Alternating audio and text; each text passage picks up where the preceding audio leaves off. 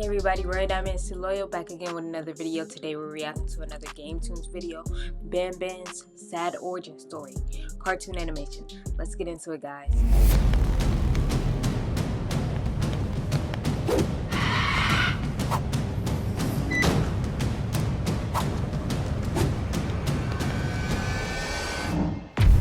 What are you doing here, little one? The back halls are strictly off limits. Little one? I'm not a kid, I'm... An intruder. I know. Yeah, I'm a grown man. Unfortunately for you, you chose the wrong place to break into. This place has been abandoned for years! So you thought. Who are you? Me? I'm the very founder of this school, and the proud mascot. I am Banban. You see, I was a human once, much like you. I had a family and everything. A mother and a father and a sister, all of whom were the bane of my existence. I was a standoffish child. I had no friends, and I spent most of my time in my room, alone, playing with toys. Not that my parents ever noticed anyway. No, they had another child to focus on.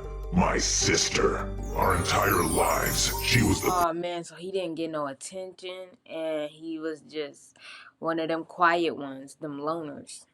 perfect child. A star athlete, a star scholar, a musical prodigy, an artist. She was good at everything, and I can't say she didn't work for it. Years later, she received exciting news from our school. Oh my gosh! I'm valedictorian! Some people are born Hey, talented, valedictorian? some have talent thrust upon them, and others are like me. Hey, He must have felt like he wasn't good at anything. let me go! Or what? Gonna tell your big sister on us? The little guy can't do anything on his own, huh? I was tormented endlessly. It was as if everyone could sense my low self-esteem. They all looked at me as less than. I was never good enough for anyone. Not to mention my constantly failing grades. Of course, every teacher compared me to my sister. Why aren't you as smart as her, they'd ask. I wasn't very smart to begin with. What kind of teachers do that? Like, you're not supposed to be like, oh, why aren't you as smart as your sister? Why are you like this? But the paralyzing stress I was under only made things worse. My parents, who already had no reason to support me or be proud of me, were losing their patience by the day. Those toys, they were my only friends. Always had been. What kind of high schooler was I? Nobody to hang out with, nobody to call on the phone, playing with toys and crying on my bedroom floor.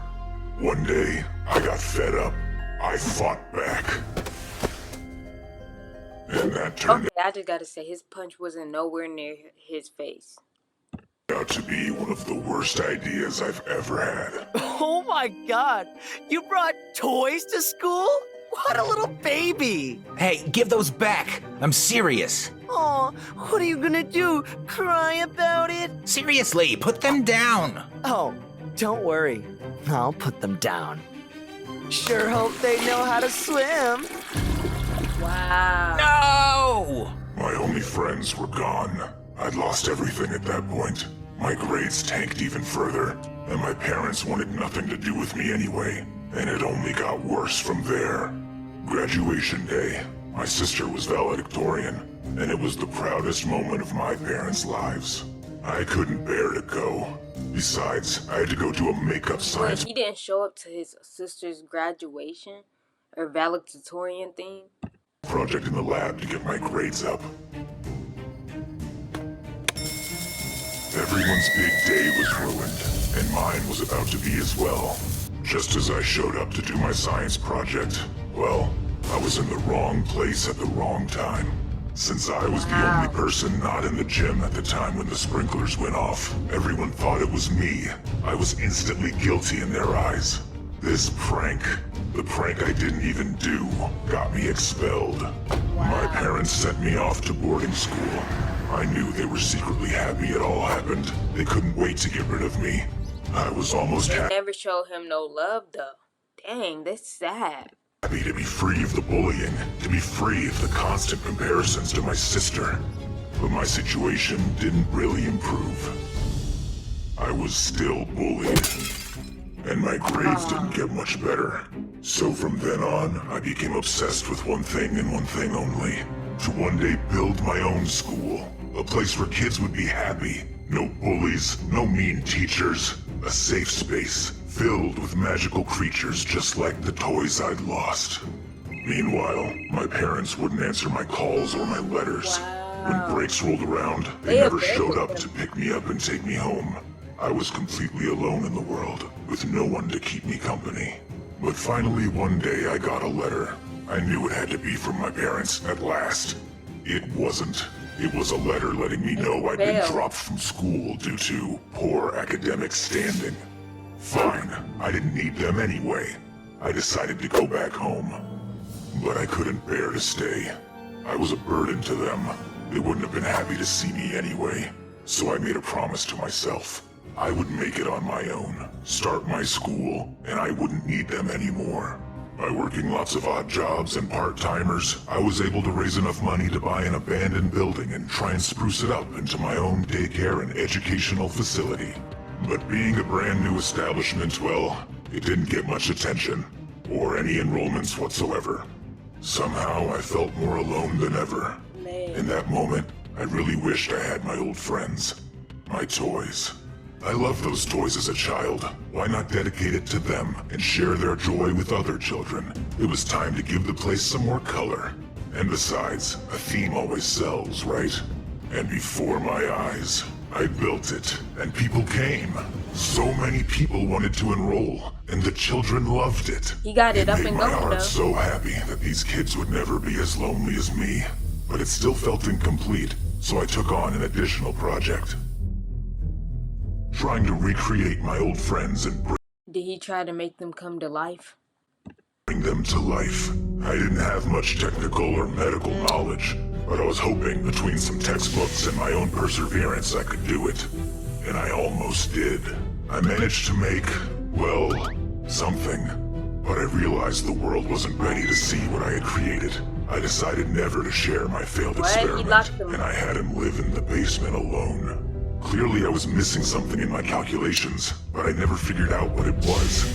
So I inserted a new variable, myself. When I electrified myself and the toy at the same time, we merged. Oh. I was terrified. I was disgusted. I was amazed. And then I realized I couldn't let the parents see me like this. So I became nothing but a voice on the intercom. I shut myself in my office and refused to come out again unless there was an extreme emergency. I hoped that day would never come. But it did. Somehow a door was left unlocked. A door to the back hallway. And a little girl got through. Oh man. Poor little And girl. her. It was a miracle I found her. That little girl almost never made it out. But I had revealed myself to the children, and they were absolutely terrified, as they should be. I was a living monster. Of course, they told their parents, who pulled them out of school immediately. Before my eyes, we went from the most prestigious kindergarten in town to Carton of completely Red- barren. They Oh, viewed me as a Carton of monster. Banban. So, I've become one. I've been capturing intruders like you to carry out my experiments. Of course, most of them have been failures. But who knows? You could be my first success. Dang. But thank you guys for watching. Stay tuned. I'll be back with more videos, and I'm out.